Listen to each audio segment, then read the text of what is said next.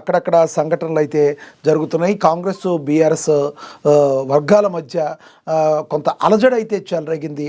మరి కర్రలతో దాడి చేసుకున్న పరిస్థితి. అక్కడ శాంతి భద్రతలకు విఘాతం కలగకుండా ఉండేందుకు మరి పోలీసులు కఠిన చర్యలు తీసుకుంటున్నట్లుగా కూడా మరి మా ప్రతినిధి చెప్పడం జరిగింది.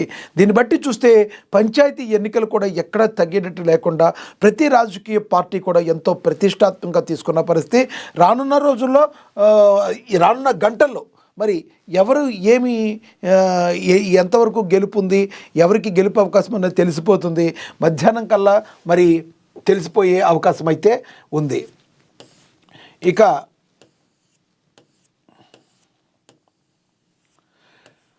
ఎన్నికల్లో విధులు నిర్వహించే అధికారులు జాగ్రత్తగా వ్యవహరించాలని, మొదటి విడత గ్రామ పంచాయతీ ఎన్నికల విధులు నిర్వహించే ప్రతి అధికారి జాగ్రత్తగా వ్యవహరించాలని జిల్లా ఎన్నికల అధికారి కలెక్టర్ సి నారాయణ రెడ్డి తెలిపారు. మొదటి విడత గ్రామ పంచాయతీ ఎన్నికల ఏర్పాట్లు బుధవారం జిల్లా ఎన్నికల అధికారి కలెక్టర్ నారాయణ రెడ్డి శంషాబాద్ జిల్లాలో మరి ఉన్నత పాఠశాల ఆవరణలో ఏర్పాటు చేశారు.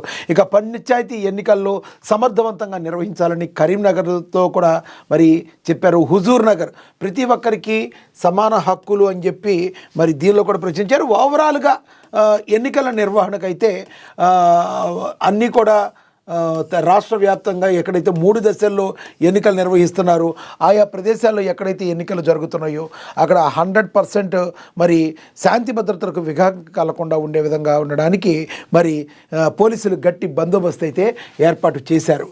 ఇక మనం చూద్దాం. నాడు ఇందిరా, నేడు రేవంత్. ఉస్మానియా ఆర్ట్స్ కాలేజీ మెట్లెక్కిన తొలి సీఎం రేవంత్ కమిట్మెంట్పై ప్రశంసల జల్లు. ఉస్మానియాకు 1000 కోట్లు, ఆక్స్ఫర్డ్ తరహాలో తీర్చిదిద్దుతామని, ఓయూలో ఖాళీలు భర్తీ చేయండి, అద్భుత నిర్మాణాలు చేపట్టాలని రేవంత్ రెడ్డి మాట్లాడినట్టుగా కూడా మరి చెప్పినట్టుగా ఆదేశాలు జారీ చేసినట్టుగా ప్రచురించారు. ఇక ఉస్మానియా యూనివర్సిటీ అంటే పోరాటాల గడ్డ. 1965లో ఈ దేశ ప్రధాని ఆర్ట్స్ కాలేజీ మెట్లెక్కారు.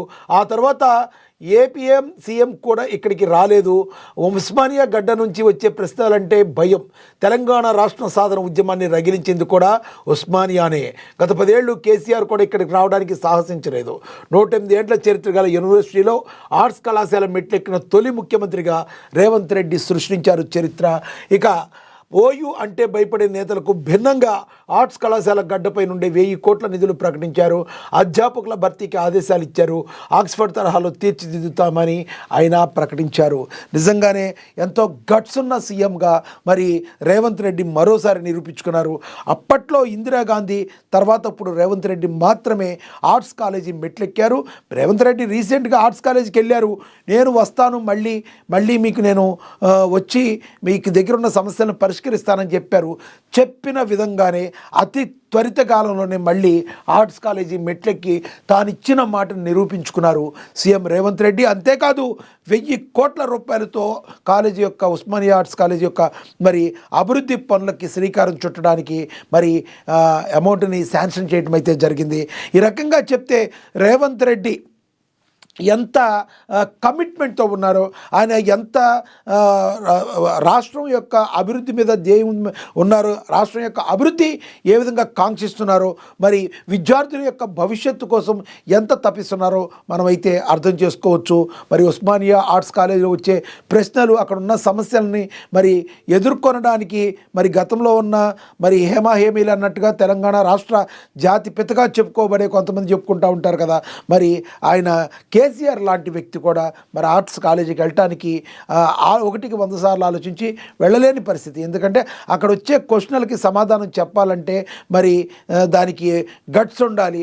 అదేవిధంగా అంత గట్స్, అంత కమిట్మెంట్ గల నేతగా సీఎం రేవంత్ రెడ్డి మరి ఈ రోజున నిరూపించుకున్నారు.